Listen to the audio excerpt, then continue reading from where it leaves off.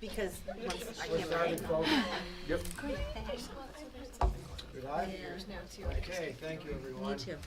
We'll call the meeting to order of the SAU Governing Board at 6:05 on Thursday, December 11th.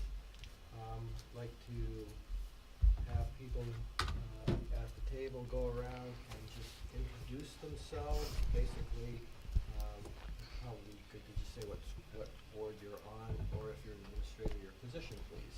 Start. Lynn Powers, Brookline resident, Brookline School Board. Heather Reardon, Brookline School Board. Tracy Perry, Brookline School Board. Johanna Shriver-Halligan, Brookline School Board. Allison Mannion, Brookline School Board. Rafi Zak, Hollis School Board. Carol Roy, Hollis School Board. Tom Solon, Co-op School Board. Superintendent. Lance Femino, Business Administrator. Rob Mann, Co-op School Board. Holly Durlow Babcock, Co-op School Board. Kate Stoll, Co-op School Board. Jonathan Fontaine, Hollis School Board. Thank you, everyone. Among other things, tonight, we do have the public hearing on the FY '27 budget for the SAU. This is not for any individual district, just the SAU. We have a couple of items to get through before we kick off that hearing. First item is to appoint a process observer. Do I have any volunteers before I start appointing? Is that just to keep us on task? Just to keep notes on how we've done, and at the end, tell us how great or horrible we are. You volunteering? Sure, I'll take a shot. Excellent. And then we have agenda adjustments, nominations, resignations, and correspondence. I have none. Is there anything on here that we want to talk about? I believe so. Yeah. Wait a second. No, is spec on here? Let's do an It agenda is. adjustment for a spec committee discussion. Okay. I think isn't that number 4? Oh, yes, it didn't say spec, it says superintendent review. Okay. So Sorry. we're all good. Gina, do you want some of this coffee? I'm tired. That's fair. That's good. Okay. And then we have approval of minutes. I believe we have 2 sets of minutes. Public and non-public. Yeah. Well, there was a, Approval of minutes. So we there's have- a public, there's just the one approval of minutes from October 9. Okay. Yeah, so we're looking for Got it. approval of meeting minutes from the SAU Governing Board meeting of October 9th, 2025. The following amendments were offered. Page 2, line 42, replace evolve with involve. Page 3, line 34, replace schools with school. Page 4, line 29, delete the period following the date 6/30/25. And page 9, line 23, correct the spelling of May. Do I have a motion to approve as amended, or however you see fit? I will motion. So moved. Okay. And a second? I'll second. No, just kidding. Can she second if she was absent? Yeah. Yeah. Just checking, thank you. Yep. And I will remind folks that if you don't have to abstain just because you were present. If you've read them and you think they're appropriate, or inappropriate, you're entitled to vote. I'll start with all those in favor, or any further discussion on the minutes? All those in favor of approving? All those opposed? All those abstaining?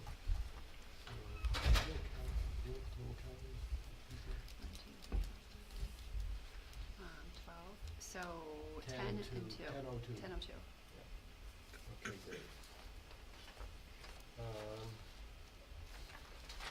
So that concludes approval of minutes. We have a couple of minutes before we can start the hearing. Is there anything that we can jump ahead? Do you want me to go to job descriptions? 5 or 10 minutes? Yeah. Good on that?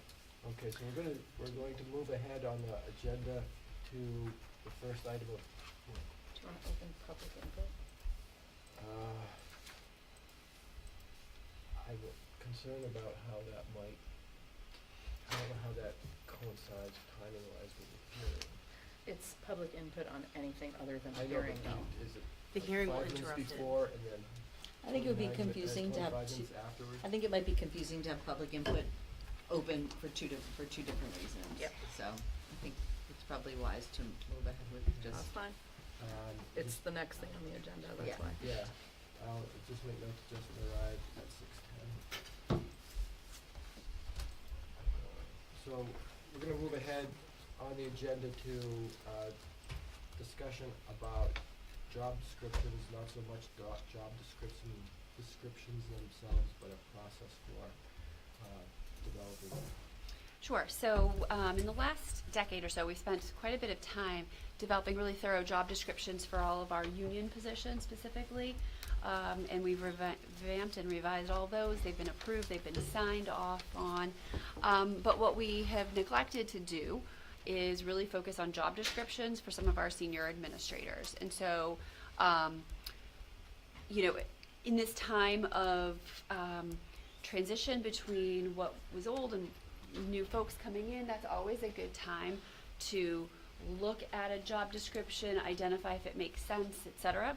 But in doing so, I really felt like it would be beneficial to have someone from the outside kind of think more globally about the organization of the SAU and what sort of philosophically some of the positions should be, rather than just a task list of what that position has always accomplished over the years. And is that in line with what we're currently doing? Great if it is, and if it's not, how do we kind of shift our thinking around it? So I met with an individual who is a thought partner, and talked about some of the goals that I have, and I worked with our human resources director, and the three of us met and we looked at the possibility of doing this work, and I kind of prioritized the positions in 3 different categories. And my first category would be developing a job description for business administrator, athletic director, facilities director, assistant superintendent of student services, director of HR, assistant superintendent of curriculum and assessment. So those are sort of like the direct reports, and my direct reports, and really understanding the organization of the SAU.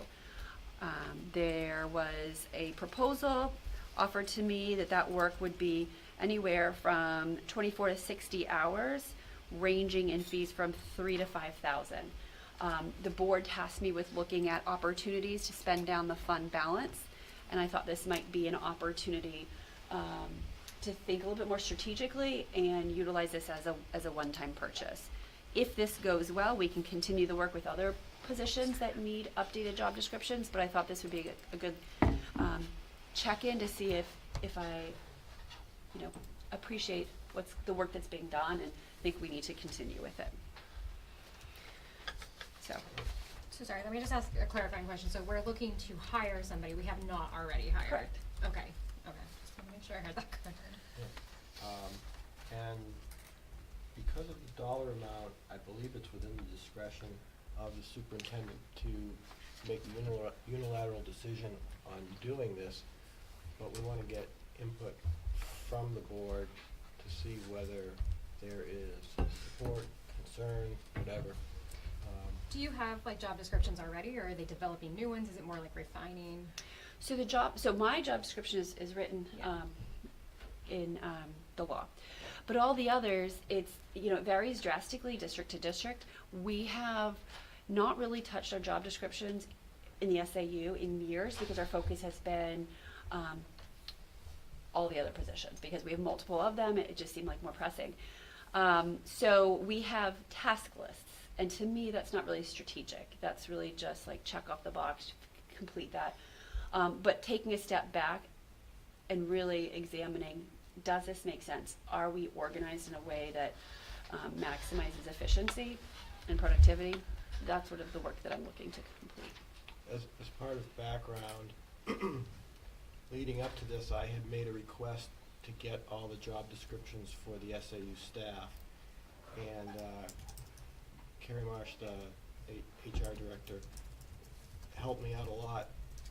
They vary from some that are from 2011 up till some that are quite new because they were new positions created. But one of the characteristics seems to be that, especially with the newer ones, is that they were somewhat written for certain people, and they're more, I perceive them more as a record of what someone is doing as opposed to an outside look of what should this role be. So that was my take on what we have. Right, no, that's very helpful, thank you. What was the cost estimate again? 3,000 to 5,000 depending on the hours. And have you looked at anyone other than this particular individual? Nope, it was my first stab. I will, full disclosure, it was someone who had provided services in a sort of HR environment to my company. And when I was dealing with this person, they had a background in education, a doctorate in education, and apparently had spent a lot of time working in the educational environment. And it was based on that that I suggested that they contact our administration to see whether there was an opportunity and a fit. So I have experience with this individual and their organization, but that's the limit of my involvement. How many job descriptions are we talking about? 6. 6. And will these descriptions eventually come before the board for review? Sure. Not that I'm saying it should, I'm just wondering if it needs to. I would guess they'd come before the board, whether they would come for review or for view. I don't know what the protocol will be. Yeah. I mean, I think it tags nicely with the diagram that I provided in the October meeting. We showed some of the changes that I had made in terms of who reports to who, and so I think it flows nicely to understand, and what do they do? Like, what is the scope of their work? I don't think it necessarily has to come before the board unless you want to share it. It's your organization and your roles and positions, so. My hope is that it would be a workplace that she'd want to brag about. Yeah, and that's fine too. And I like the idea that it doesn't add additional time and effort on the existing staff. I think we've always, in this body, struggled a little bit with who's supposed to do what, and it can kind of reflect in our superintendent evaluation, because we're not 100% sure where different pieces fall. So any clarity that we can have related to what positions and what the expectation of the people who directly report to our superintendent, I think that gives the board just more view and makes it easier for us to do evaluation, which is what this body's really supposed to do. So one of our main tasks. Do you feel like this will help streamline office, like the functionality of do you feel like kind of figuring out what each person's doing or what they should be doing will help streamline kind of how things run? That is my hope. I mean, a lot of the job functions, multiple people have their hands in, and they should. But the question is, who owns them? Who owns the process? Who takes responsibility for them? Who oversees it? And if there's a concern, where does the concern lie? You know. Sounds good to me. I had 2 other points. One was, were you planning when you were thinking about? No, sorry. One was, when you were planning to think about this, were you thinking about possibly reaching out to some of the other districts we happen to know to see how they're doing job descriptions for equivalent staff? Yes, and that's sort of how some of our newer positions were created, by doing that. But as Tom mentioned, there's still sort of like, okay, this person's going to do this, this, and this, as opposed to more philosophical organizational flow. So while I've already done that work, I'm not necessarily 100% satisfied with where that brought me, but I certainly can engage in that conversation again, yeah. Well, and that makes sense. I was specifically asking, like, I don't know if other districts are doing the task-based evaluations or the more generic, like, your area is this thing, and how you get that job done is kind of up to you, but this is your responsibility set. So that was why I was curious. And I guess my secondary part is, as part of this exercise, are you going to be taking a look as well at, you know, if you get all these job descriptions done, there may end up being responsibility gaps. Are you going to just figure out where those lie or do that identification process? Yeah, so, you know, what I appreciate about the conversation I had with this individual was that it can be as hands-off or as hands-on as you want. And so my thought was go in there and have some meetings to kind of talk about what I view, separate, allow us to come together again with some drafts, if you will, and then think about how to fill those gaps, if there are any, or how to clarify any overlaps that might exist, duplicate efforts. That's good. Yeah. Okay. Is there any further discussion at this point? Does anyone have any overwhelming concerns or objections to her continuing this process, and if choosing to contract with this individual or this organization to do so? Do we need to take a formal vote to allow the spend? No? Okay. Have fun. Thanks. Is that the answer? Yep, that's perfect. Thank you so much. Thank you. So I was like, is formal? Is this informal? It's 6:21, so we can now open the hearing. Looking for the wording. Here. Is it on this one here? Is it the same thing? Should be. Oh, no, that's the public hearing one. This is to Okay. recess, to enter the public hearing. Okay, Side cornered with the. You can watch me jump through. I would like a motion that the board recess until the conclusion of the public hearing on the SAU41 proposed FY25 budget. 27 budget? 27. Yep, 27 budget. So moved? We can do both. Moved by Carol, second. I'll second. Second by Holly. All those, what's the matter? I'm Oh, just no, laughing. we're just 25. musical chairing over here. It's We're just sorry, we were sitting in front of it. Yeah. So we're just trying to make fun. All those in favor? Opposed? Abstentions? We're good to go. We are open for business 6:22. We haven't opened the public hearing yet. We've just recessed. Oh, that doesn't recess and open? No. No. Oh. So we recessed at 6:22, Yeah. That's what happens when there's no candy. and now you gotta go to the other one, the other outline. That's what happens when there's no Aw, candy, man. right? Right? The candy kept us all on point. I have really good opened it, coffee So I though. just opened it. I don't have to vote for it. I don't think Nope, so. you just have No. to Just open, say you when have it's to call time. to order. Yeah, so that was what I was effectively thought I was doing. But we are opening the hearing now at 6:23. Thank you. I got you. And we are going to kick it off with a presentation. Mr. Mann, are you up for that? I can certainly do that, sure. Let me just Rob get- Mann is the treasurer for the SAU governing board, and that's why he's getting roped into the task. Yeah, right. Yeah, so I think this is going to be a nice roll-up and a nice development of how we built the budget and some of the more interesting aspects of the budget and how it relates to other budgets and districts within SAU41. We'll go ahead and advance.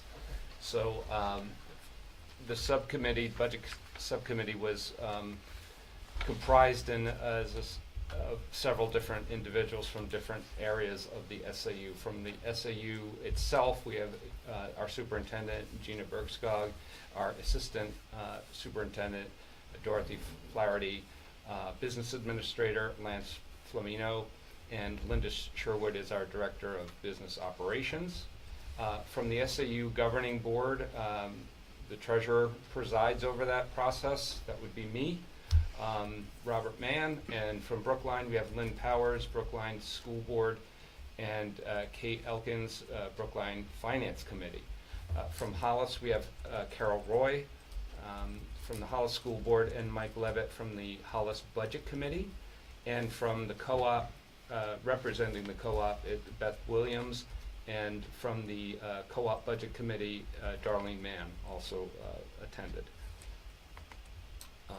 Okay, so as part of the agenda, we'll be covering things like the SAU budget as a percentage of the total spend, the budget comparisons, budget drivers, the components of the budget distribution by category, unassigned fund balance review and revenue, budget apportionment and how those dollars are apportioned to the different districts, and the warrant article, the draft warrant article, what will be on the warrant in March, and then any Q&A. So moving forward, the current year operating budgets sits at $67.3 million combined, and out of that combined number, the SAU is responsible for $2,447,505. That represents roughly 3.6% of the total budget, where Brookline is covering 795,825. Hollis is representing 18,870,392, and the co-op is covering 32,162,809. So that whole rolled all the way up gets you to this 67 million point three. So if you notice, over the years, the SAU budget has been fairly consistent at around 3.6 to roughly 3.8% over several years. So it's been pretty consistent. We've been building the budgets in a similar way, and I guess that's the metric there, so I guess we can continue. So looking at the budget comparison, so fiscal year 26, the adopted budget, as stated, was $2,447,505. The proposed budget is $2,564,328, which represents a increase of 4.8%, or $116,823. When we are looking at the comparison to the adjusted budget, FY27 adjusted budget is $2,544,642, with the proposed FY27 proposed budget is $2,564,328. That represents a 0.8% increase, or $19,686,000. Oh, million. $19,686. Good correction, Holly. So if you're watching that from kind of home, gonna be matters. key. Yeah, that matters. That matters. Salaries and benefits account for 94% of the total budget. The budgets, the salaries have a budgeted amount of 3.5% increases on the salaries, based on the consumer price index of the Northeast region. The benefits running roughly 15.1% for health insurance rates, and dental insurance rates are running 4.4%. So budget comparisons. So when you look at the whole budget as a whole, The salaries are running roughly 64%, or 1,634,578. Benefits are covering roughly 30% of $765,010, and all the rest that make up the rest of the budget itself is 164,740, or 6%. So the total budget, that brings us to the $2,564,328. Distribution by category. So the wages are $1,566,885 for FY26. The proposed budget, they're going to $1,634,578 for a change of $67,693. From a point of view of benefits, the current FY26 budgeted amount is $720,460, with a proposed budget in FY27 as $765,010, or $44,550 increase. Operation and maintenance, current budgeted value is $63,080, with a proposed FY27 of $66,920, that's an increase of $3,840. Contracted services are actually going down by $500 in the proposed FY27 budget. We are proposing $32,850. Professional development and travel, again, they're almost virtually the same. The proposed amount is $25,430, which is a drop of $40 from FY26. Expendable supplies are slightly up to $22,200, which is a $350 increase. And equipment and software is up $930, so the proposed amount in the budget for FY27 is $17,340. So the totals are shown at the bottom. So as we stated before in the previous slides, the current budget is $2,447,505, with a proposed budget of $2,564,328, as a total change of budget as $116,823.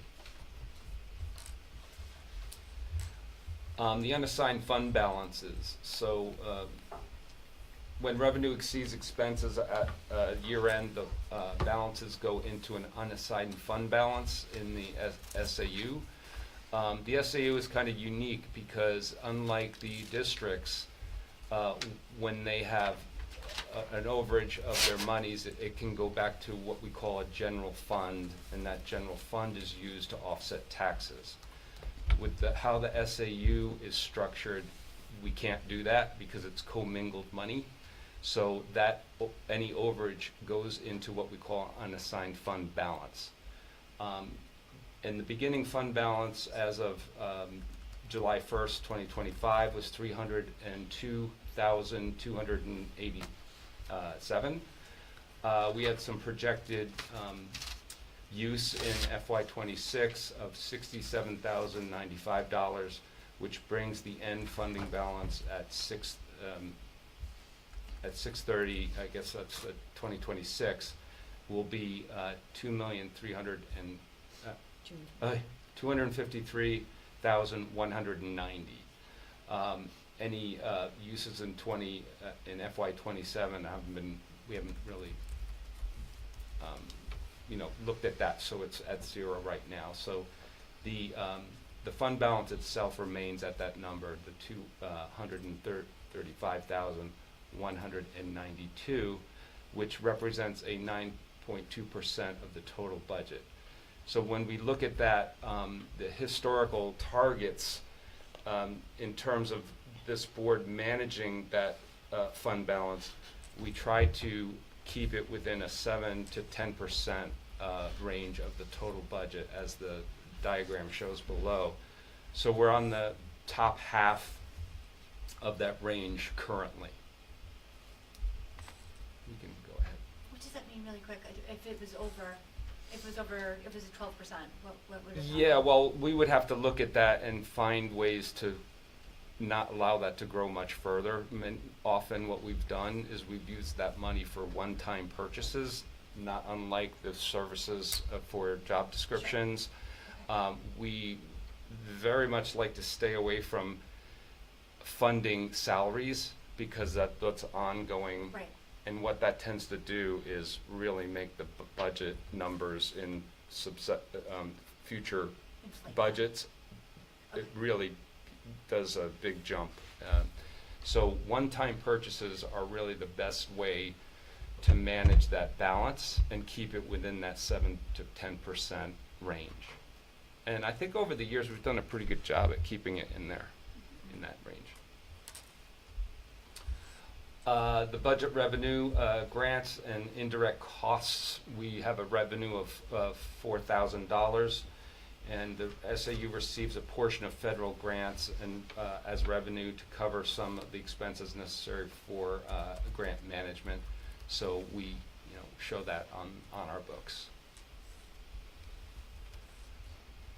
Okay, so the breakdown of apportionment. So where does that big money, and how does it get divvied up between everyone, and how does we appropriate? So in the expenses in 2025-26 was $2,447,505. In 26-27, the budget's going to be $2,564,328. And when we remove the revenues from these numbers, we net those out. The total apportionment numbers for year 2026 and 2027 is $2,560,328. So those are the funds that need to be raised. And in the adjusted budget, netting out the $4,000, it brings the adjusted budget to $2,540,642. So voters in the warrant will have, I call it a chocolate or vanilla warrant, because you can't change the numbers in that particular warrant. You have chocolate or vanilla, or a number, our proposed number, or the adjusted budget, and then the different districts vote on those. And we add up all the votes, and then either the adjusted budget gets through or our proposed budget gets through. So when we look to the districts, how does that really break out? So for Brookline, updated numbers. So for the district share of that number of the proposed budget would be $502,336, or representing 20% of the total. For Hollis, they will be covering $827,498, or 32%, and the co-op will be covering $1,230,494, or 48% of that total. And of course, that $1,230,494 is apportioned again, and then it's split. That number split between Hollis and Brookline. Next slide, please. So this is the warrant article that will be brought before the communities to be voted on. I don't know, does that have to be read into the record, or is it just enough to? Well, I think that the key point is this is what's being proposed. This So is these are the proposed. numbers. Yes. The numbers in the first number, the 2,560,328, That's the- is the one that's up for discussion, right? Yes. Because the other ones, the adjusted and that, we have no Correct. control over. That's correct. Well, you can't propose changes to it.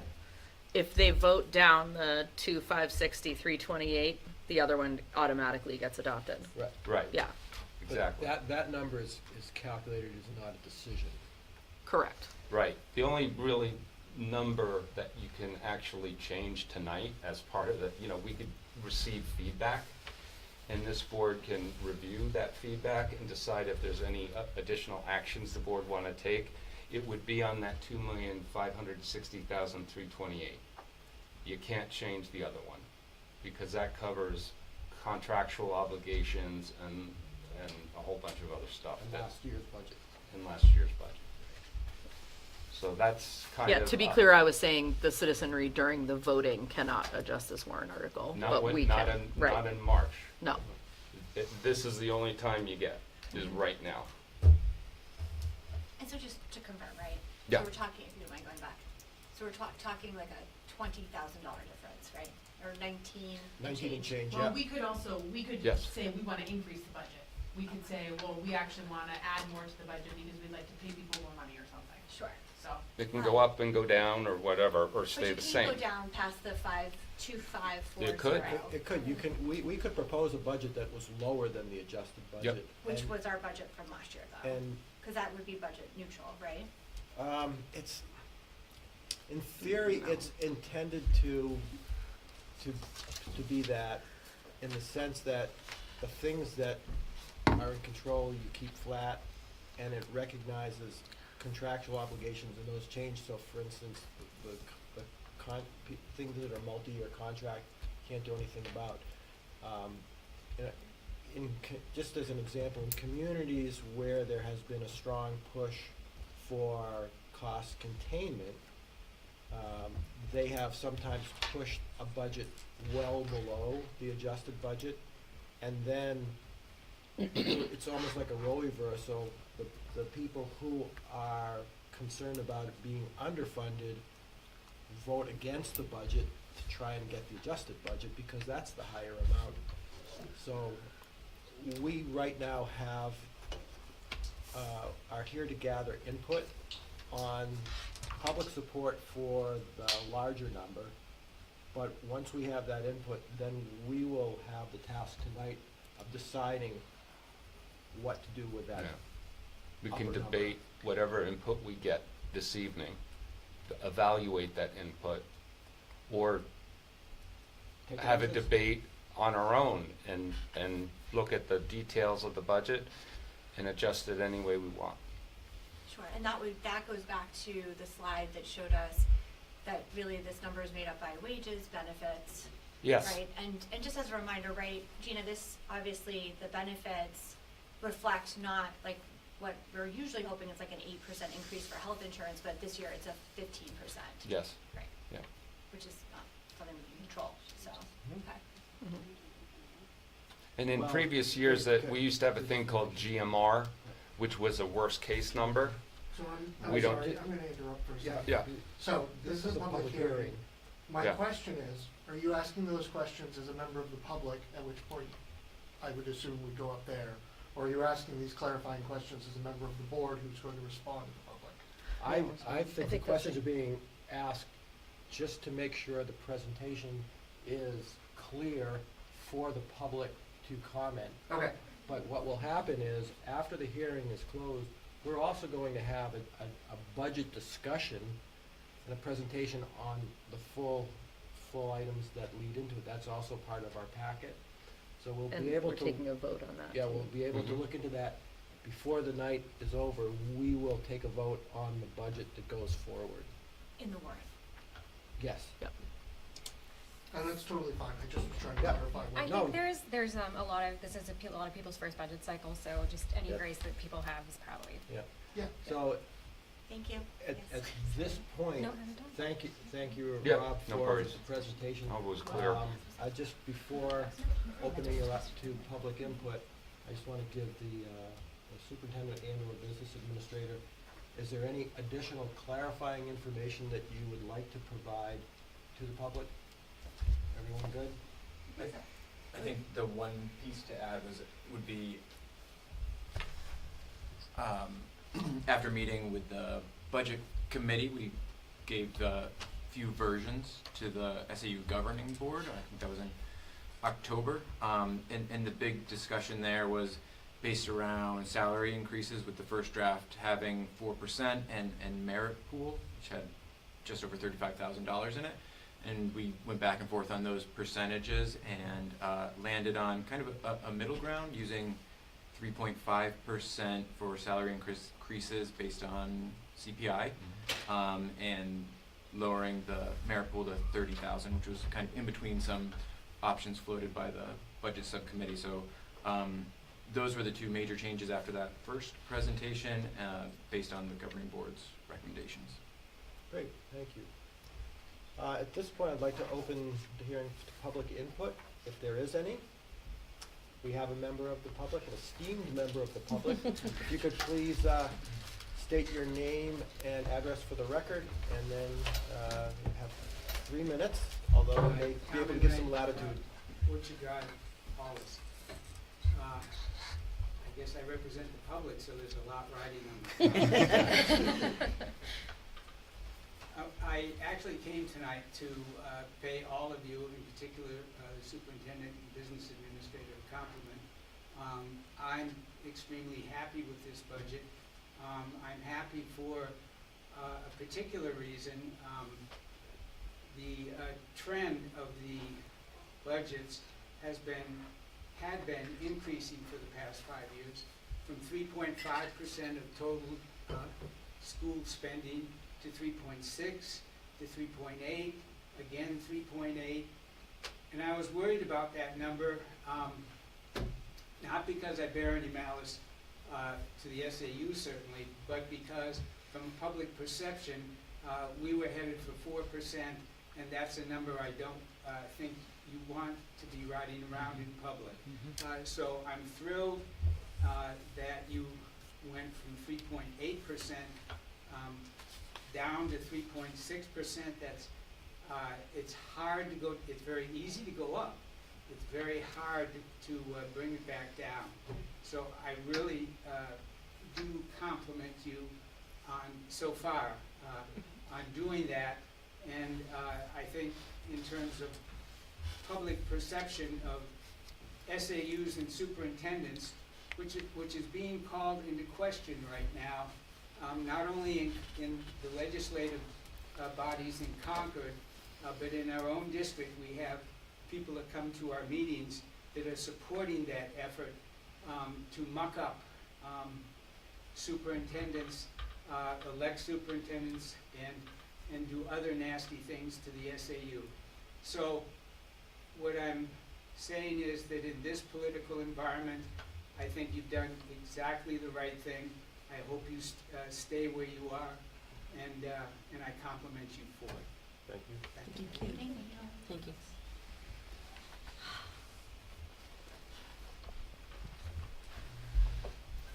We have no other members of the public.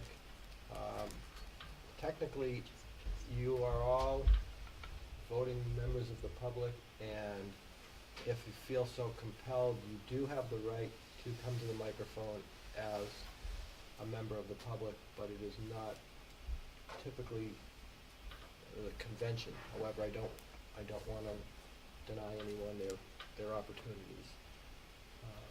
So if any, I may actually do that.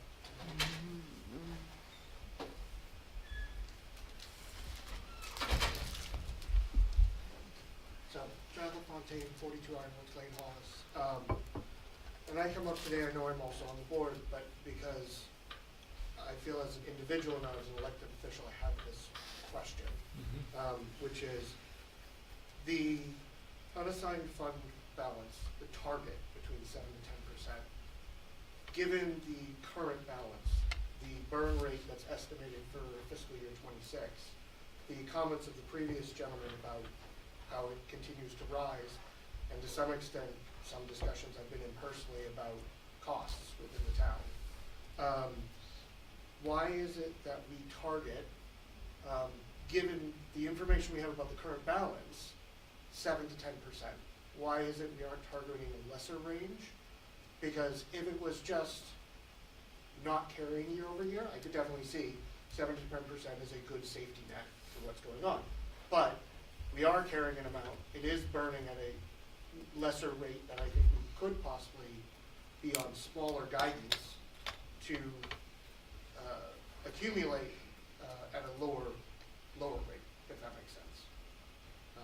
So that was the big thing I took away from the presentation on a personal level and thinking about my own budgets at my house and whatnot of the, okay, yeah, at a certain point when your savings account hits a certain thing, if you're contributing in, you might contribute to something else. Or in our case, we might not ask the taxpayers to pay quite as much because that safety net is there. So that would be my feedback.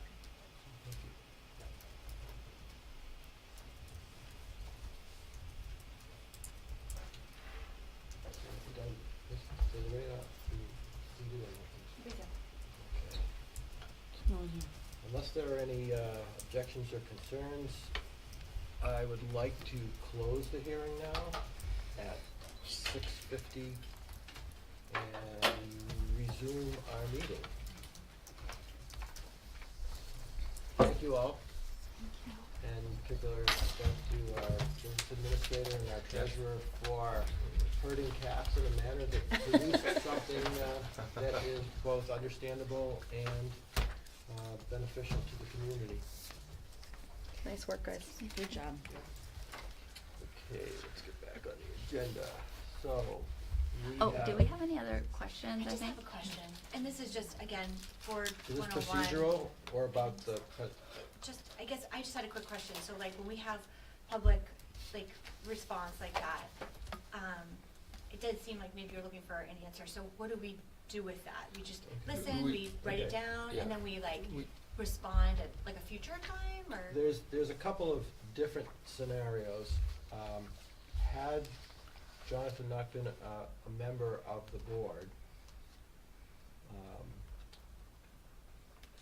I think he may have phrased his things a little bit stronger as a direct question as opposed to a somewhat of a philosophical point of discussion, and had a direct question been asked, and if we had the ability, we would answer it here to the degree that it's possible. Our goal is to help the public provide clear input to us so that as we move forward in tonight's meeting, we can then take that into account in our discussion and deliberation. Unlike public input, it's not strictly input, Right. okay, I'm just here to listen. There is some back and forth, similar, have you attended an annual meeting yet? Like the town meeting?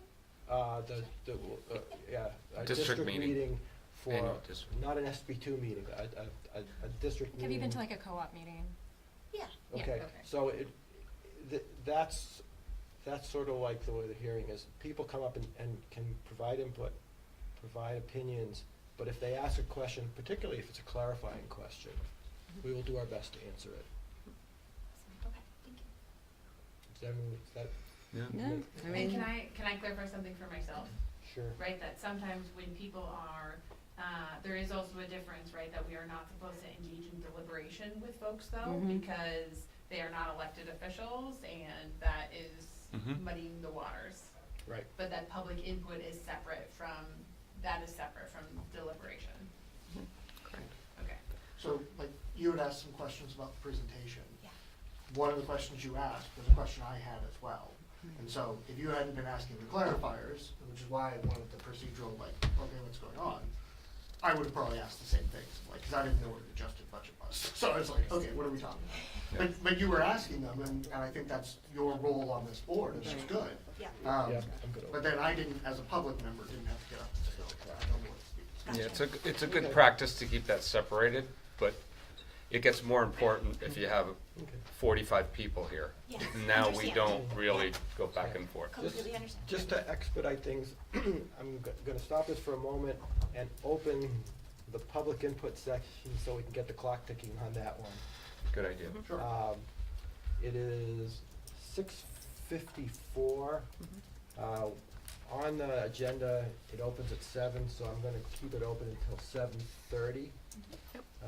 If there's anyone in TV land that wants to come down, we will stop and make time for them, and keep the public input session open until 7:30. Thank you.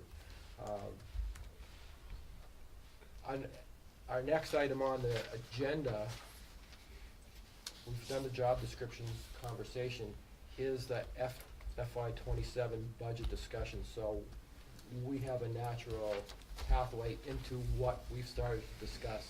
So I don't want to stop that. There is a, do you want to actually present the budget, or just everyone's got copies of it? But my point is, do we want to have any preamble discussion just about procedurally what are we trying to do with the budget tonight? Because there seems to be some uncertainty about that for people who have not been through the joy of it before. It's such a blessing. You know, what's going to happen now is we have had public input. In our packet, we have the detailed budget proposal. And now is our time and our one opportunity to dig in, dissect that, ask questions, answer among ourselves, and then one of the last things we'll do tonight is a deliberation. Having had that discussion, our goal is to resolve on a number that will be the number on the warrant.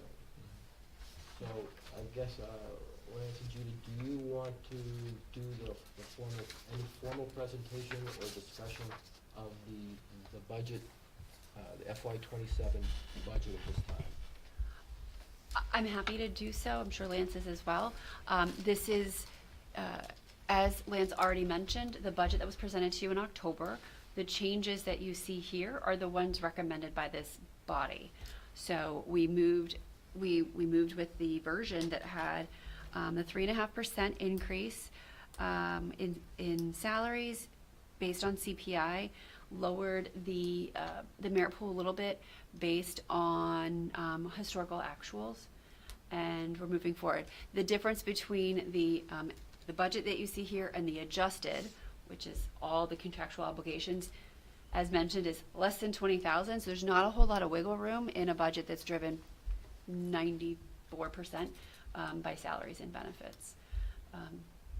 So I'm happy to take questions, but I don't know if, I mean, I presented in October, so happy to do so again. So I did have one question, just Yep. completely, like, kind of off topic, but upon a recent visit to the office, I noticed that the porch is held up by duct tape and prayers. So I'm curious, like, is that in the budget? Like, does that, because that just seemed like a new development.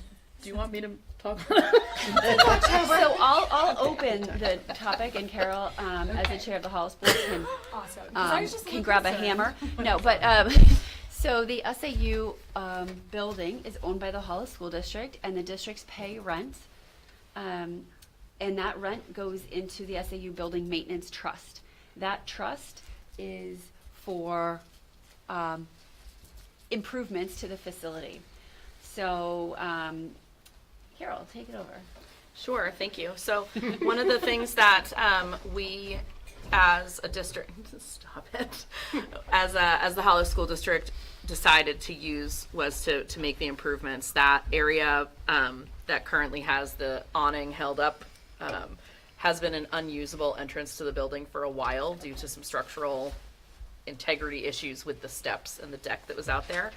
And then we were going to, on our main entrance that you guys all use, there are the couple of steps that go in to the door, and that's also our handicap access coming around across. We were replacing the spindles there. They got started on the work. The Hollis building inspector came by to inspect, and he issued a stop work order based on several different things. He's a newer person to the town, so he needed a little bit of history on the building. Obviously some concerns about, can you build this piece on a foundation that may also need assistance. So at the moment, the stop work order is in place. We have not been given clearance to complete the handicap accessible area, which is by the main entrance with the spindles. It currently has no railing right there. But we did just get clearance to finish that other entrance. And we believe it's gonna be done by the end of the calendar year. We're hoping. This calendar year? Yes. Yeah, in like 3 weeks. Okay. 'Cause I think- Well, I think they're waiting for some, like, we have materials there, but because they had to do the unexpected work stoppage, this does, I mean, obviously is a concern here, and it's good to bring it up, but it is something that the Hollis School District has to deal So with. it's in that budget, it's not in. Correct. Okay. It is Okay, not- that's it is what I not just in wanted to make sure here. if we But no, needed it's to a gr- allocate money, It's a we great, should, 'cause nope, it's a great question. We are waiting to see what, how quickly we can get that handicapped accessible entrance, because it is the only one. So if there are citizens who need that, they can't enter the building at this exact moment, so we're getting that taken care of as soon as possible, but it is not Not in this body, budget, it's okay. And it's in our body. body. it's not something that we believe we have to take into consideration for the new budget. No, Correct. okay, well, that's what I just wanted to check, Yeah, cause I yeah. didn't wanna leave you guys like whatever that is holding up. I just wanna say, I intend to address Jonathan's question that was brought forth from the public. And there are other things, but I would like to get as much question and stuff out there as early as possible so that we know where people's concerns lie. So just to clarify, is that rent, the 23,970 that's under the maintenance, is that the rent that the SAU pays to the Hollis School Board, or the Hollis School district, School District? yes. So that's that 23,970. So each of the 3 districts pays their portion, it goes into the maintenance trust. Yes. And the reason that it's categorized that is the way that the Hollis School District has set it up is that all rents are earmarked for maintaining the property as opposed to just offsetting taxes or anything like that. So I have a handful of questions, but most of them are driven by the operations and maintenance budget went up 6%. And I was trying to understand fundamentally why.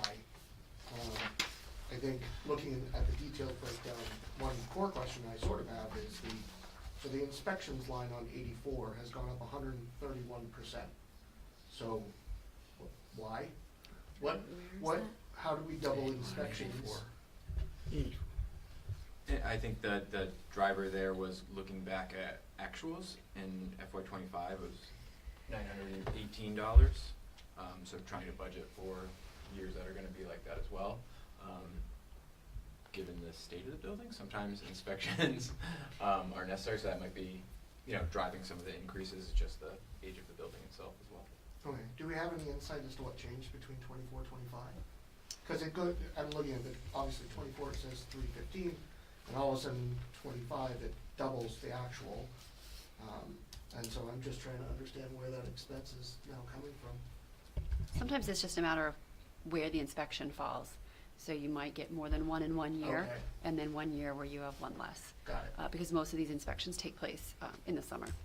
Okay, does that mean that we've looked at the inspection schedule and we expect this year will be a similar year and it won't be a light year?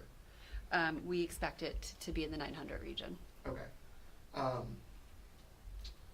Some of the other items in there, and a lot of these are clarifiers, I understand that they may totally be relevant, I'm not questioning that, I just want to understand a little bit better. So, the SAU rents the building, but then the SAU, as part of that rental agreement, covers the utilities of the building? Okay. And those are obviously going up. But one thing that I've at least noticed at my house, but isn't accounted for in this budget, is are we worried about the heating oil costs going up at all? Or is that a set contract so we can keep it stable? Because there's no adjustment on that number at all. And I think that's because it's budgeted in a way that if for a really cold year, you can see the actuals for the last couple of years are lower, but we know if we had a cold year, and with Covered. increasing costs, we could be right there. We do have a contract price for oil, so the variable is how much we're gonna use, we're not as impacted by the volatility of the pricing itself. Okay. And then I guess my only other question, and I can see that it's based on the fiscal '25 actuals, was the maintenance service contracts of just, it was a moderate increase, and I wasn't sure if that was similar for other contracting groups, or if that's something we have a long-term contract with, or anything that, because it's a 50% increase, and I know it's based on fiscal '25, but I'm trying to figure out, like, is there a cheaper contract out there that does the same work? Have we explored that at all? No, we explored, and when we added the facilities director 5 years ago, 2020, 2021, that was The one other of the. Lance. Yeah, the other Lance. The other Lance F. Other Lance F. Lance 2.0, because Lance Flamino is here, so he can be one. That's right. That was one of the benefits that we saw with that position. If we're paving in multiple districts, and we're trying to benefit from the savings with a larger purchase. So, and we're also doing a better job of keeping up with service contracts as opposed to waiting for everything to break and trying to fix it Yeah. after the fact. But those are based on contracts that we have at the best rates. You can see that we went well over budget in '25. Yeah. And so '26, we're budgeted not enough for what we have encumbered. And so for '27, we're trying to budget for what we have, what we're seeing in '26. Yeah, and as a comment, overall, I think it's very good to be looking back at your actuals and trying to evaluate them and knowing where you can shift. And I'm only being critical of this particular section because in the presentation, as you said, there's not much wiggle room in the budget, but a 6.8% increase, I can imagine if someone's looking at that percentile, they're going to kind of be like, well, where's it coming from? And Yep. those, we are adjusting for what we're actually spending, makes sense to me. So, Right. thank you. Yeah. Can you just remind me how many employees are under the SAU? That's a harder Can you question. repeat the question? Yeah, sorry. 16. Employees are in the SEU. Yeah, how many employees Oh, how are many? under the SAU? Like physically in the building? Physically in the building is different from funded by the SAU budget. That's why I'm hemming and hawing over the answer. Yeah, we've got 3 different categories. We've got number of bodies, we've got what we call FTEs, because some of them are not full-time. And then we've got people who are housed there. Yep. 14? That sounds about right. Always had like 13 or 14 people. And Amy Cassidy. I believe it's 14, funded by the SAU district, Okay, thank you. or the SAU Well, bond. then was 14 was stated. And to clarify, sorry, the ones that are housed there are, I assume are probably the teachers? No. So we have, for example, we have the assistant facilities director, and he's funded by the co-op, but some of his salary is paid back by Hollis and Brookline. We have, we just changed the titles, network manager, who works very closely with the director of technology, also funded by the co-op, and then Hollis and Brookline pay back the co-op. So you wouldn't see them on the books here, those positions. They're not part of the SAU payroll, Right. but because they serve all 3 districts in their job, it's convenient for them to be centrally located close to the facilities Right, director. okay. and the I was director. more focused on like specifically under the budget. Okay. Yeah. Thank you. Yep. Question I had, in the contract for the Director of Technology, Mhm. I believe for the Business Administrator, Mhm. there are the potential for bonuses in the year. Are they part of this or? So for both positions, there was an adjustment after year 1 Yeah. written into the contract. That was a mechanism to be able to hire within the budget, but guarantee a more competitive pay. So they were salary adjustments and not bonuses? Correct, and they're in the budget, you see them in there. Okay.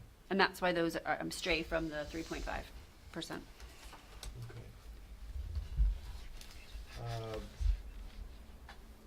I'm gonna take a stab at answering Jonathan's question, and somebody else correct me when I'm wrong. I can, My I asked the understanding is same that question. the 7 to 10 is something, guidance that in the past we have attributed to coming to us from the DOE or the state level, that's a recommended range to keep it in, basically as a contingency. Is that an accurate statement? So we have abided by that, and typically the kind of things that have routinely been coming out of that have been things like major purchases of office equipment, copiers, non-contractual ones, actually physical purchases. Another thing that it is frequently used for in recent times have been merit pool type bonuses. That's a little bit of a tricky one, because if it is becoming a standard practice, it runs the risk of being an ongoing thing, and where that sits. Sometimes we see shifts in it if we fluctuate. You know, one of the things that's happened is software in particular has moved from a purchase to a lease or contract. So where in the past we could have a discrete purchase of software which would carry us for, in theory, 3 years, and in our case, 9 years. You know, we've had a lot of systems that we have lived with for a long time. Now it becomes an ongoing expense, and it goes against the philosophical approach of how to spend that money. So we're sort of relearning, and the recent discussion that took place about its growth was one of the things that triggered my thought process that maybe this work that we've been trying to get done within support of the HR environment, the job description, that would be an appropriate type of thing, and that was one of the reasons I brought it forth. I'm not sure I would express it as we're seeking opportunities to spend as much as we are trying to identify appropriate and necessary expenditures that fall in there, but the point's the same. It is something that we want to keep an eye on and understand it, and as we're looking through it, if you see things that jump out at you as, hey, this is something that we've said we want to do. It's almost like what you do at the end of the year on your own boards, where you say, look, we've got some money that we had thought was going to be necessary. We haven't had to use it, and we've got these things we've been trying to get done for years. Is this the correct opportunity to do it? And those are the kind of things that I ask all of you to keep an eye out for. Can I also chime in, Tom? Absolutely. One of the other things you were talking about as a member of the public, Jonathan, was why would we keep saving it, right? So you were just talking also as a member of the board, asking a lot of questions about that maintenance lineup.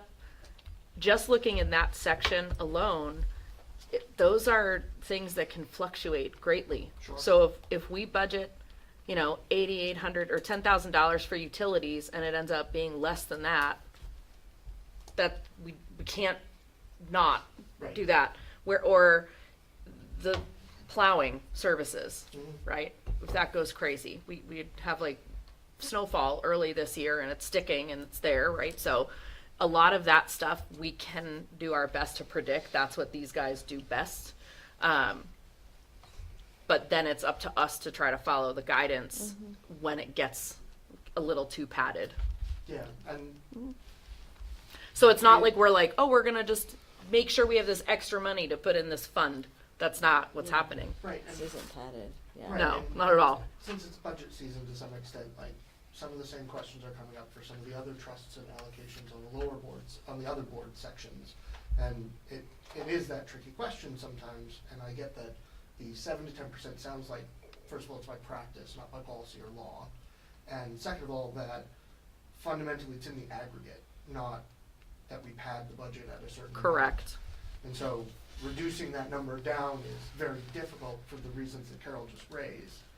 But at the same time, it just, as a board member trying to be fiscally responsible, it stuck with me of the, okay, so, for example, I think one of the trust budgets that we chatted about at a board meeting was like $200,000 or $300,000.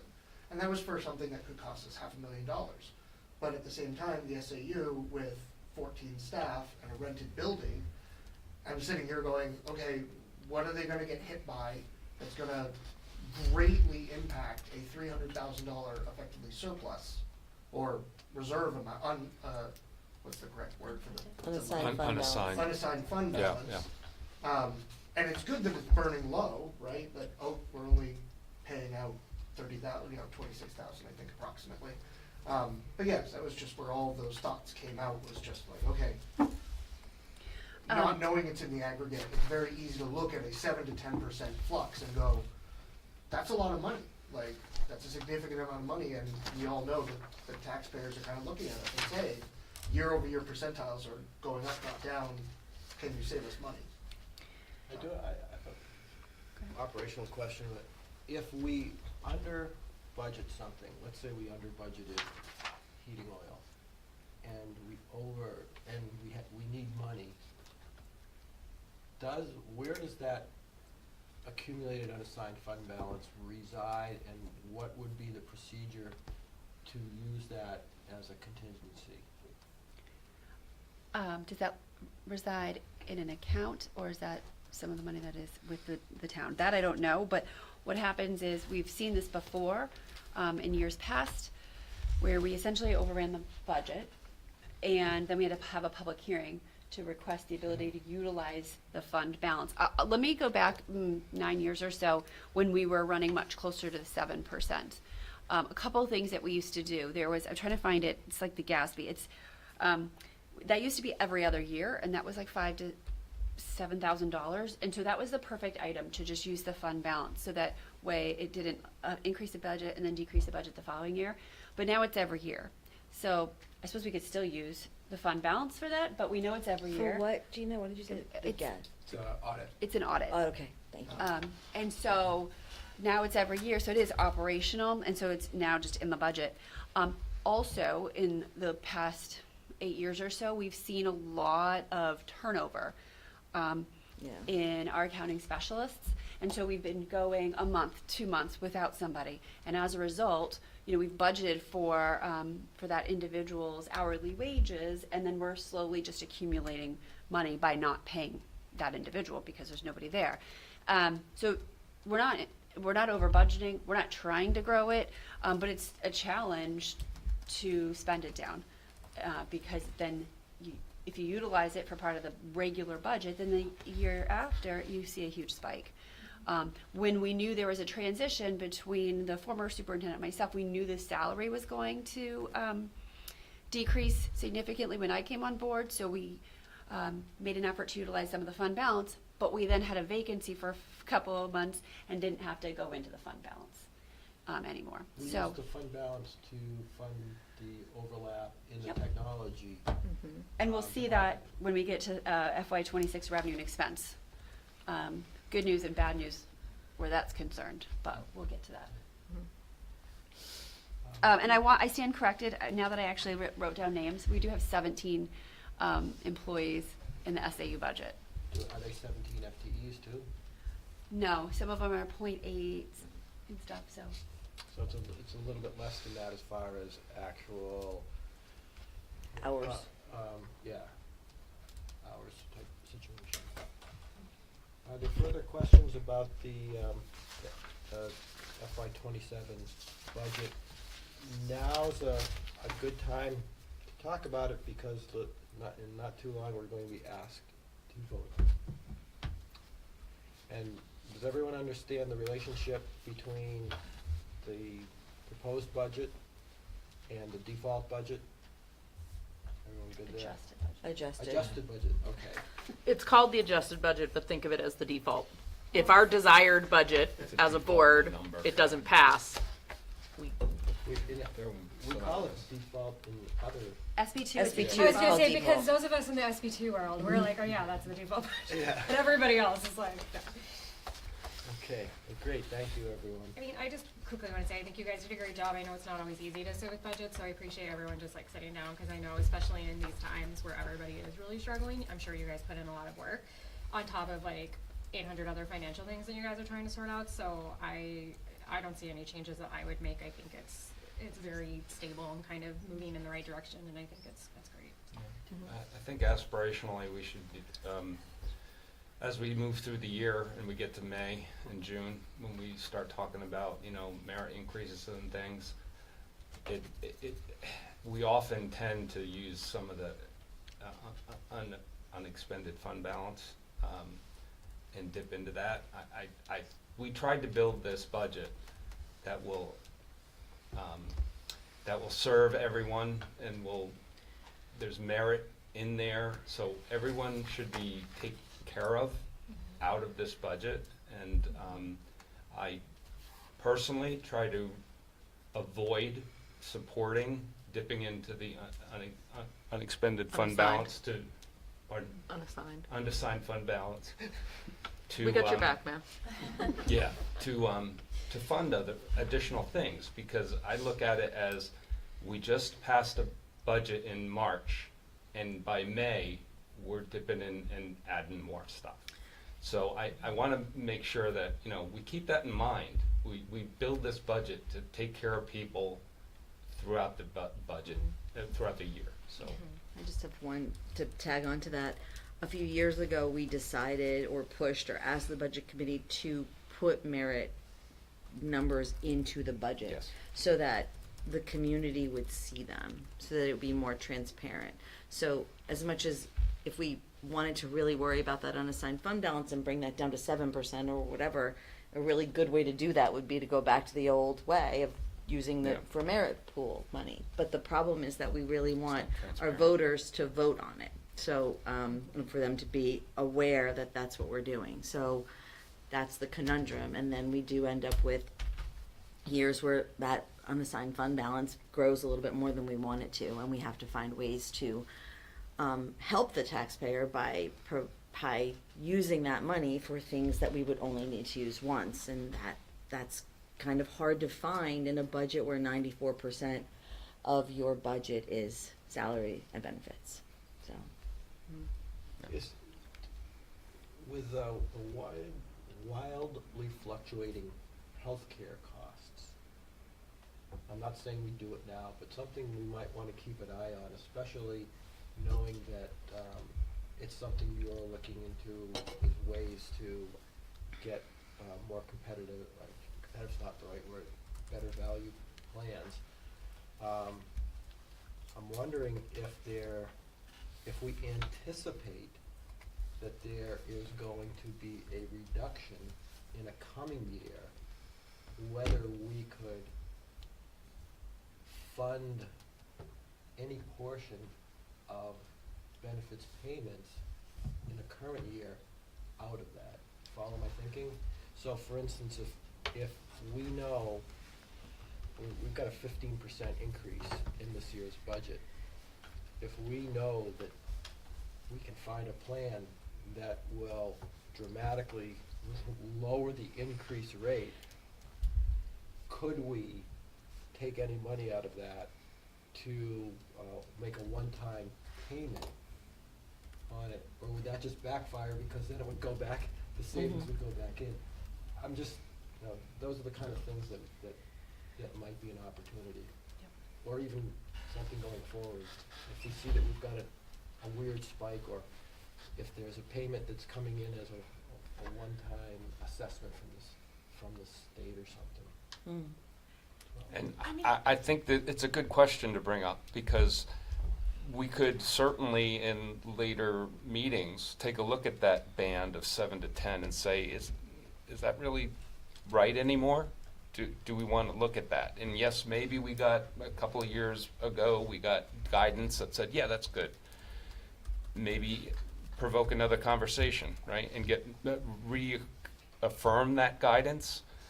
or maybe look at our own historical use and where that number has been, that balance has been, and maybe adjust it to our natural state of how we run things and how we expend things.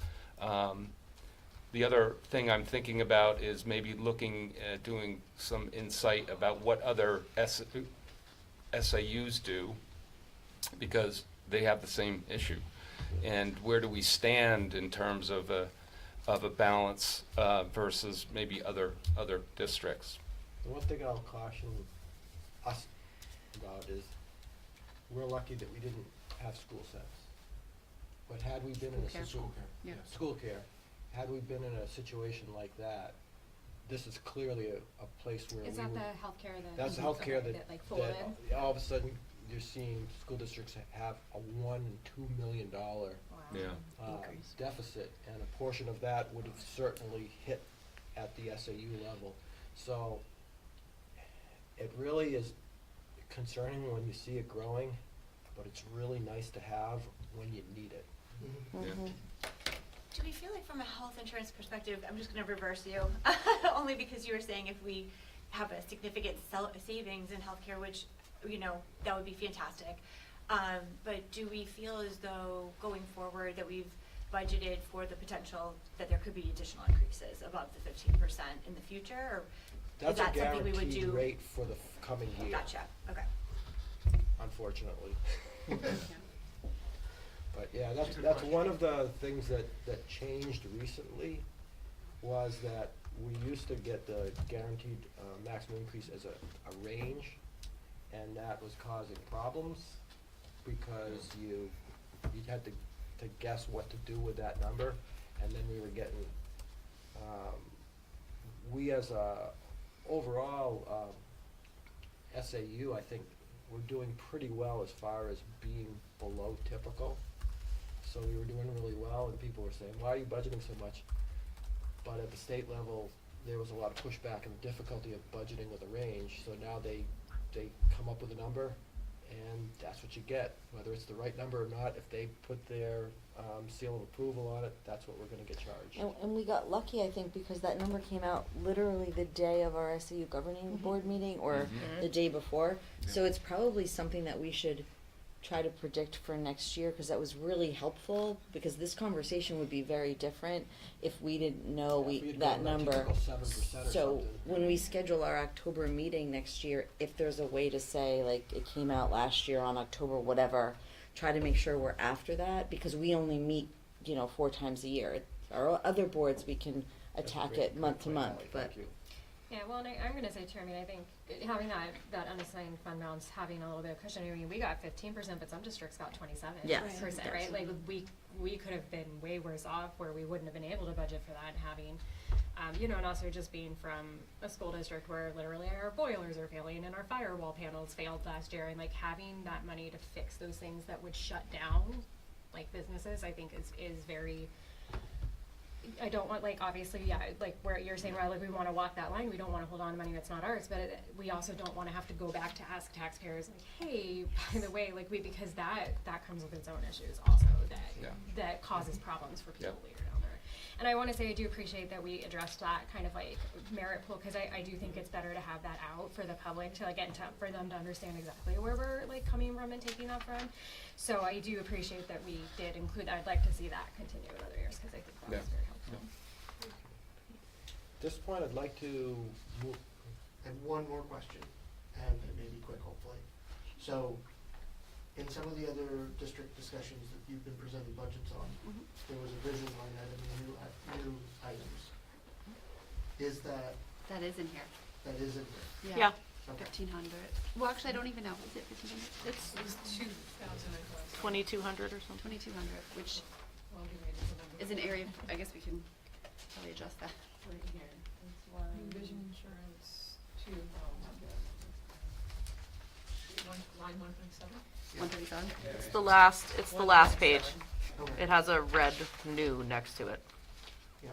I guess my question is, because it's SAU-wide, if one of the districts doesn't accept that vision proposal from what does that do to the SAU's number or overall? Yeah, so that's a really good question. We had to have a certain number of participating individuals. I have not, since the Hall's Budget Committee, gone back to the vendor to say, can we contribute a portion for just this one district, whereas the other ones maintain the self-funding status? So I'm not sure. Yeah, I don't have an answer yet. Quick clarification on the presentation update that happened, the appropriation numbers. I was just curious, was it just like a multiplier issue? Yeah, when we made that PowerPoint originally, we were estimating at that point. The information from the state wasn't out yet, and it's hard to update that slide. Great, thank you. People set? Okay, at this point, we're at 7:50. I'd like to move ahead with the FY26 revenue and expense report. Should we close public input? Yes, I do. Thank you. We are closing public input at 7:30. So with the revenue and expense report, really kind of gonna circle back to that unassigned fund balance. Keep that conversation going a little bit. Last time you were given an update, I think we were anticipating using $67,095 from the unassigned fund balance, which kind of helped bring it back into that under 10% range, roughly 9.6%. We've used less than we're anticipating in a big drop. So, sorry. Lance sat through the whole previous discussion. He's like, just wait till I talk about this. Good work, Lance, good work. Oh, so now it's at 11%. So we had gotten below 10%, now it's up to 11.8%. The big driver of that being the former director of technology, who's staying on a limited basis to support our new director of technology. Hasn't been in as much as we thought she might need to be at this point, and that's going to ebb and flow a little bit throughout the year, but we're able to update as we move forward because we have the money encumbered. So each pay cycle that goes by, we can adjust that. So that's gone down from what we anticipated, and with that, some benefit changes as well. So currently we're projecting just under $14,000, $13,759 to be used, which would put the ending fund balance higher. Now, job description consulting is going to fall under there, so that will shift a little bit. So it's remains a bit of a moving target, but to the prior conversation, probably a little bit higher than we want. The nature of that is creating a pretty accurate budget and staying within it continually builds that. To Tom's point, if we had a school care incident or a major issue, could come down really fast as well. You know, $288,000 is a lot of money, but a large expense could bite into that very fast. So having it there is a little bit of a safety net, but it is a little higher than we would like with that adjustment.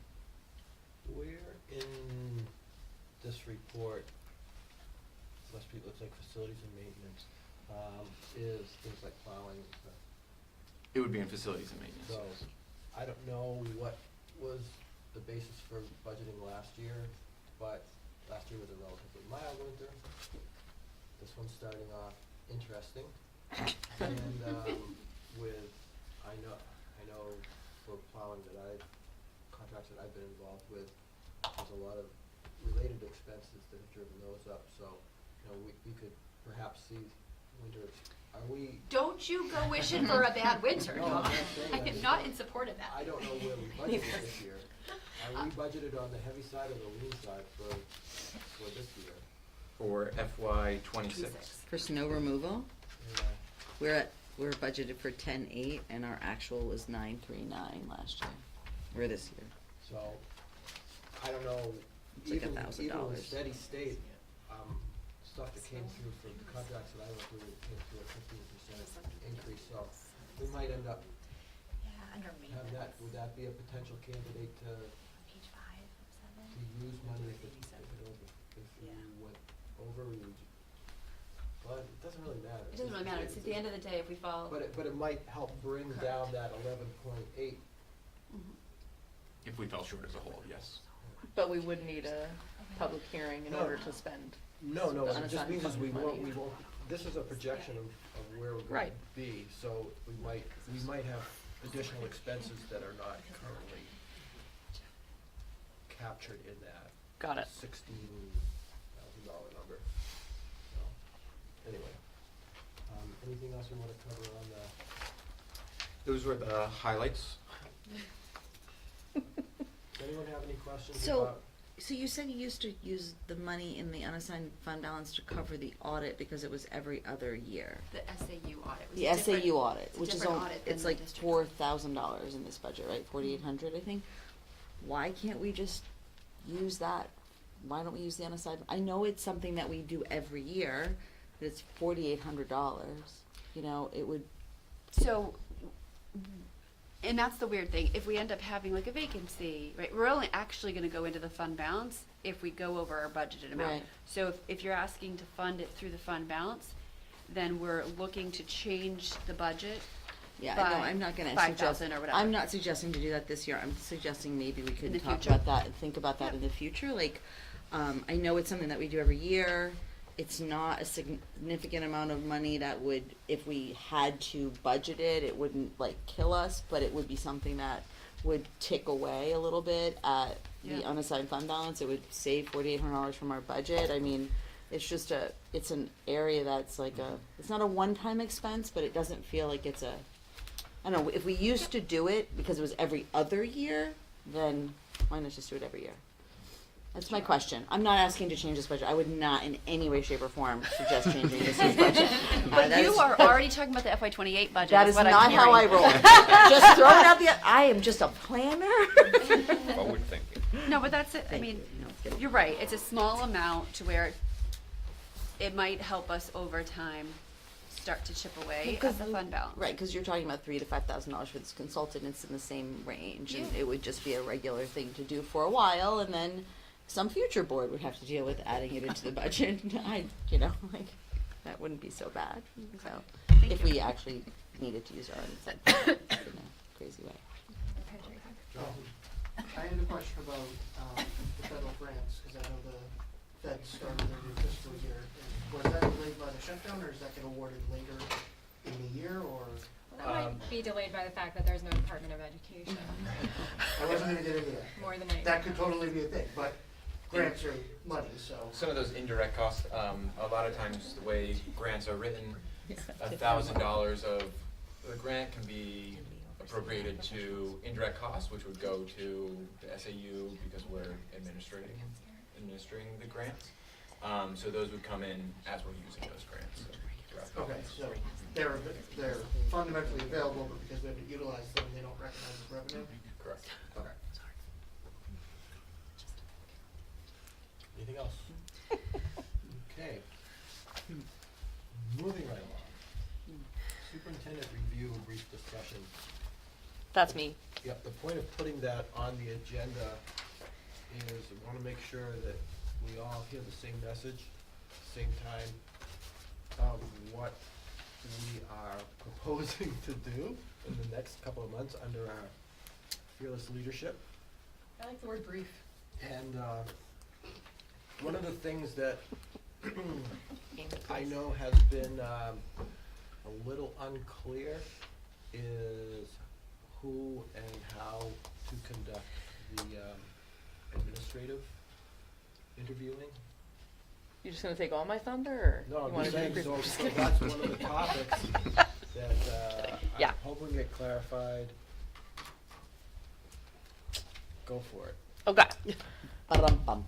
Ba-da-da.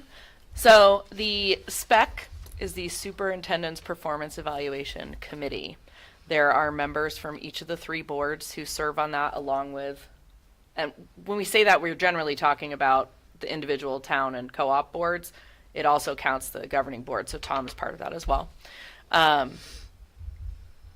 We didn't do an evaluation last year because it was Andy's last year, so there were no goals. They did an exit interview instead. This being Superintendent Bergskog's first year, we had a discussion about back earlier in the year at one of these meetings about doing the long form. There's a long and a short. We had been doing the short form with Superintendent Corey for years because he had been here for a while. We were going back to the long form. And I'm going to say this part first, and then I'll get to what Tom was talking about. I sent out the packets to the board chairs or their designees yesterday. Was a little bit late because we were trying to make sure we had all the materials for the long form, since we haven't done it since I've even been on the board. We then were realizing that the governing board meeting in May 2025, and Gina looked up the minutes for us, that the proposed changes were part of the agenda packet for February. And the policy committee was going to meet and propose new language in the long form because there was some feedback that it wasn't what we wanted it to be. And now that we have it back, now that we're using it again, sorry, I don't have it back, we wanted to fix it. The problem is the SAU policy committee never met to bring forward a policy to the October governing board meeting to say, yes, these are the changes we want, and we want to move this forward. So we actually have to use the original long form. So everybody's email, you guys all got the email? Mm-hmm. Use that. Okay. So what's going to happen is the spec representatives are going to send out to their individual boards, with the exception of Tom. He doesn't have to send stuff because you guys get it. He just hangs out. They're going to send it to you, and there is a Google form that you will fill out, and it is your evaluation of Superintendent Bergskog's performance for this FY. We know that this is, only like 5 months into the current fiscal year. The cycle timing isn't the greatest, but it is your evaluation of her being full-time Superintendent Bergskog, okay? Not before July 1. If you have questions about filling it out, especially because this is going to be new for probably the majority of people in this room because we didn't do one last year, you're welcome to pose questions to your board's spec representative. For Brookline, it's going to be Johanna. For Hollis, it's Jonathan. And for Co-op, it's Holly. It's the default, the chairs, unless they do a designee, because I'm also the vice chair and run spec. It can't be me for my board. So they will send it out. You will fill out that form. You have until December 31st to fill out that form, at which time those individual board designees are going to collect all of the responses, and they're going to average them out and put the comments together. They call that the roll-up. So we're going to have the district level roll-ups, and then those those are going to come to each of your board meetings in January. Your board will have a non-public and discuss all of those, come to a consensus, and ratify your superintendent evaluation for your district. Those all then get sent up to me and the rest of the spec committee, and I will roll it up for the SAU. And our review of that and consensus on exactly how we want that evaluation to read in order to be presented to Superintendent Bergskog happens as part of our February meeting. Buckle up, it's a long one. Bring food. So that's kind of how the process works. In addition to that, and this is just really for the information of the additional board members, but these spec designees are also responsible for conducting interviews with the building administrators, meaning your principals at your different schools. We like to have 2 people participate in those. Those don't technically have, by instruction, those don't technically have to be done except for by our February meeting, but we want that commentary to be included in the roll-up that we're bringing forth. So the sooner that those things can be scheduled if you can do it by the end of January, that'd be great. And that way you guys have time to send them to your representative and then send them to me for rolling in. We like to have 2 people at each one just so there's nothing missed. It can be conversational. And then from the spec committee, it's Tom and myself will talk to Superintendent Bergskog's direct reports in the SAU office and get that same kind of feedback. There are questions there is a template of questions, I don't know. She has it. She Correct. connects that I've already given that to everybody. See, I should have CC'd you on it, I guess. So you not haven't signed. everybody, yeah. But there is a template of questions, suggested questions for your building administrators. They're not required, but we know that they spurn discussion. That's how that list came to be. With any questions that you have, feel free to pose them to your point person on your individual boards, but I'm always available. Feel free to reach out to me anytime. Email you. The point person, absolutely, that's what I'm saying, especially because this is, I think, is this your first Yes, eval? this is my first one. It's Jonathan's first eval, and you guys are both the point people. So you guys can reach out direct to me or send a message to point person and me at the same time, and that way we can share that information. I realize, hold on one second, I realize that we're pushing right into the holidays. This is always the tough part. So once these folks send this out to you, if you can just put some time aside to go through it, and as soon as you hit submit, your responses get captured. You are only allowed to submit one response, but you can edit until it's closed. But if you can just try to get it done as soon as possible so we're not having to chase people in the last few days of the year, that would be very helpful. And I know that our spec reps on each board would appreciate that as well. As in, like, I probably will not chase you down. You will do it I will because you're the remind you. designee. I will remind you, but I'm not your mother. I will say for the long form, carve out time.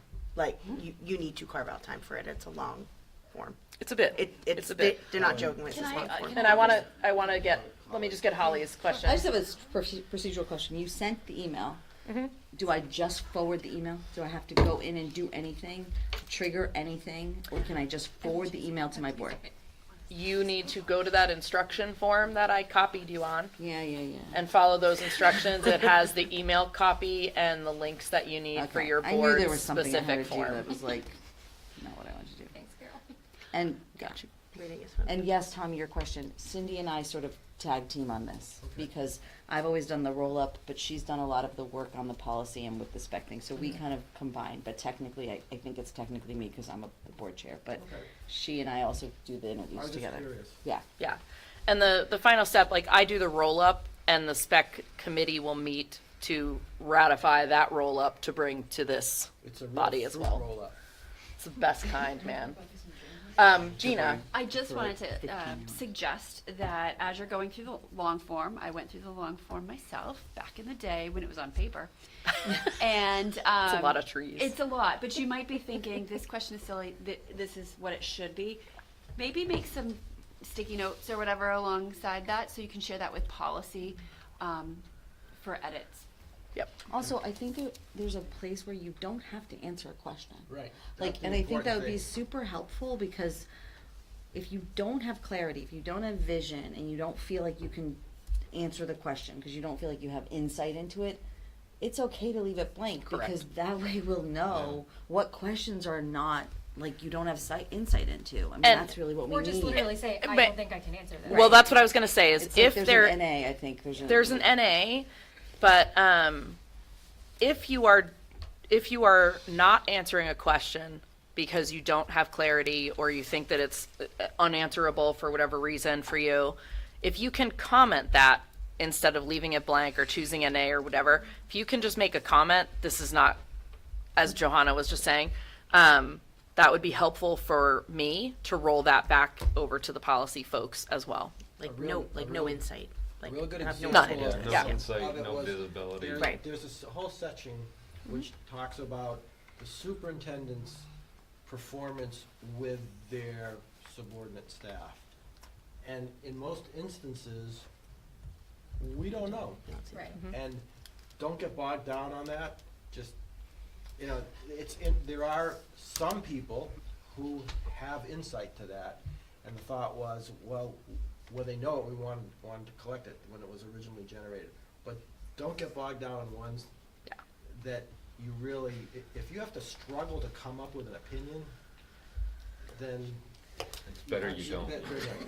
But the other thing is, if you are providing input that is something other than satisfactory performance, it is critical that you put in the comments what is driving that response. Because if we're going to have a situation where we're looking to provide constructive feedback, we need the feedback beyond someone's unhappy.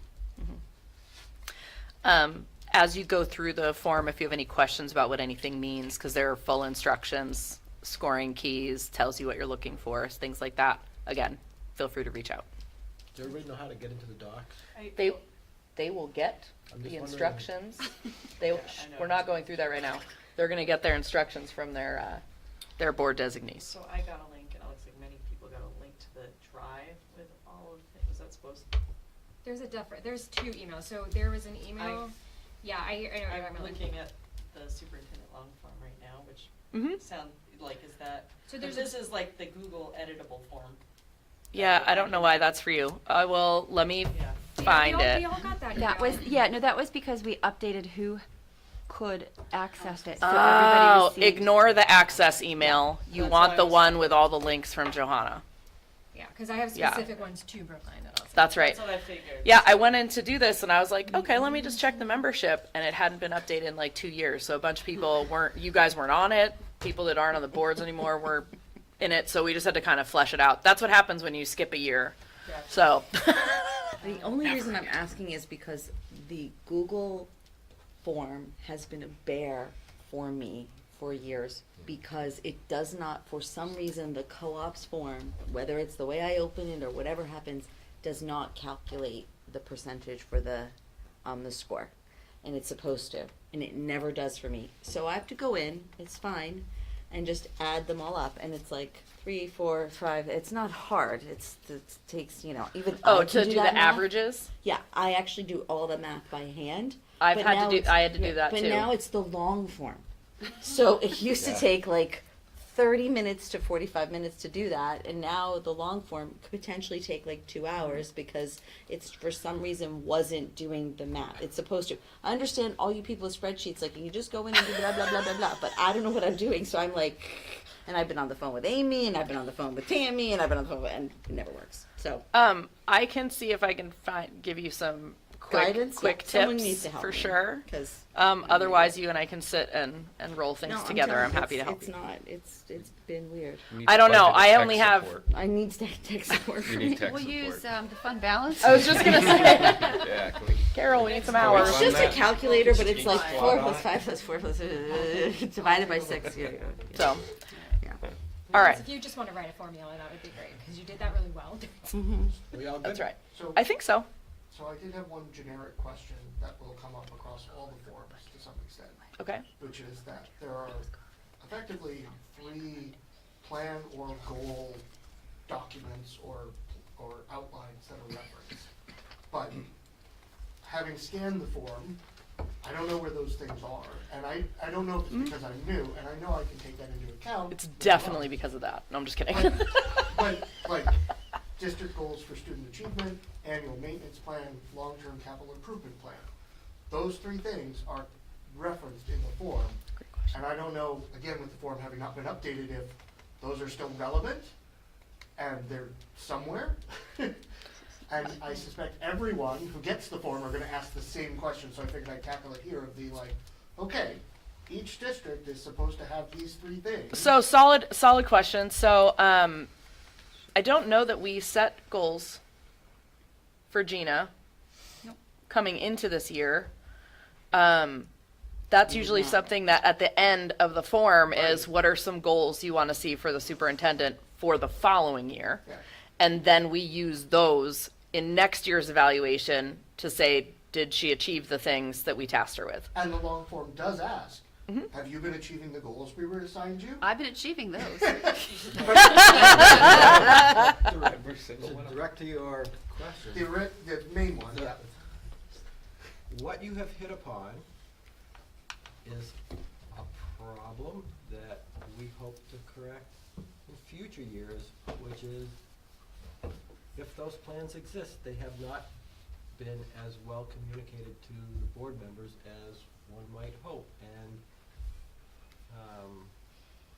And we don't need to dive into it Right. now, because that'll come out, but I was asking purely from, it's my first year going through this, am I just ignorant?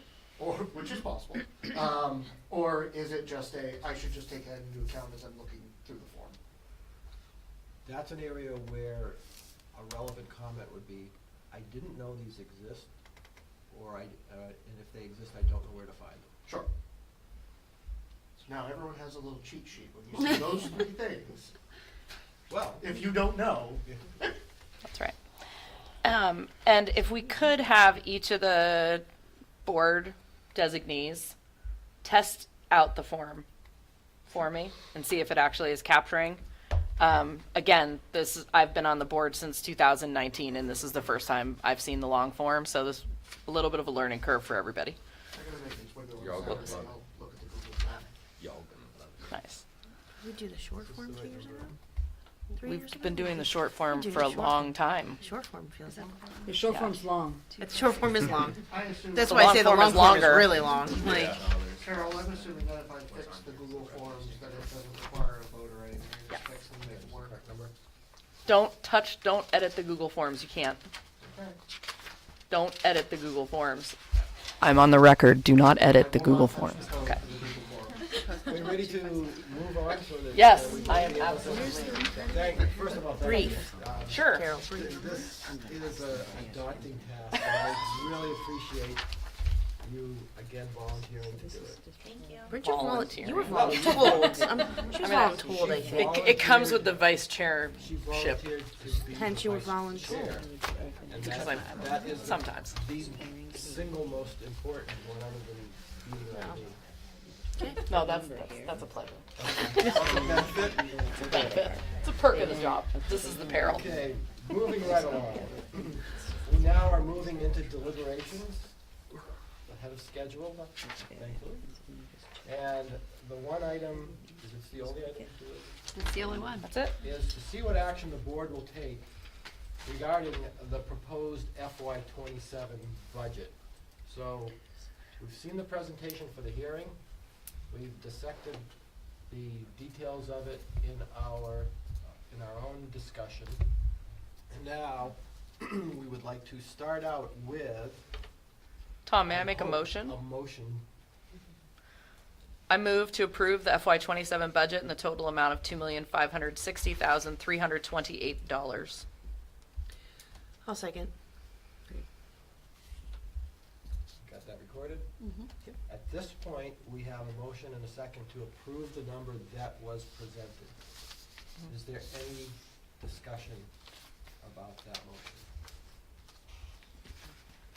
Seeing none, I'm gonna, Well, I do want to say thank you to the public, member of the public who did come to speak, because that is helpful feedback for us to hear from the public, so I do appreciate him taking on that responsibility of, I mean, listen, not everybody showed up, and we definitely got feedback from other people, but not everyone took the time to show up, so I do appreciate that.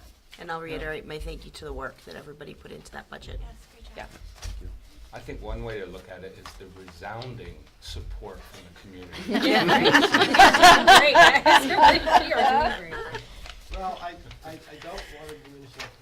I assumed all of you received some email input as well. Yes. Yes. Yep. And I appreciate you taking that into consideration as well. At this point, I'd like to bring the motion to a vote. I'm going to be adventurous and try it all at once. All in favor of the motion? Unanimous. Opposed? Nope, and what's the last one? Abstentions? No, we Alright. are good. 1400. Thank you very much 15? for that vote. And Yep, two. It's 15-0. with me, 15-0. and do we have a non-public? We do not. So at this point, we're looking for a report out by the process observer. Okay, well, I'm gonna do my best, so feel free to, but I thought this evening's meeting went really well. I'm gonna, on behalf of some of us that are newer, I'm just gonna say I really appreciate, everyone's patience, in allowing us to ask a lot of questions. I realize, though, I think it's very educational for the public, in terms of when we were talking about the budget, understanding the breakdown, so if someone wants to revisit this and understand where we were coming from. I thought there was a lot of good dialogue tonight that we put forth to make sure that we understood it so that we could explain it if necessary, but also as the public was listening, they would be able to understand our perspective also and the overall impact. So I just wanted to comment on that. And right on time. We're on That's what I time. was gonna say. We're on time. Right on time, so thank you all for, keeping all the presentations. The finance committee did an excellent job, going through all the details. You did a great job with the numbers. I was sitting there at first thinking like, we don't need to know them, but that's exactly what we needed. We need to go through it line by line, to make sure that everyone's clear, in terms of what's going on. But again, thank you for, letting us have that time to dialogue. It was very helpful. Thank you. Great report out. Mr. Chair, I'd like to make a motion. Oh, you I'd like beat to me second to it. it. I'd like to, motion to adjourn, please. Louder? Motion to adjourn. I'll second. Well, we have a motion to adjourn. All in favor? Thank you very much. We are adjourned at 8 Thank you. o'clock. Night, everybody. Happy holidays. Happy holidays. When you land, you have to come to every meeting because they're short. Please come to February. So we can Are we no longer recording? can I just ask you a question? Hold on 1 second. I've seen it on social media, but like I didn't drive past it. I just buy like on the I have to send this to you. We're not sending it to you tomorrow. I have to-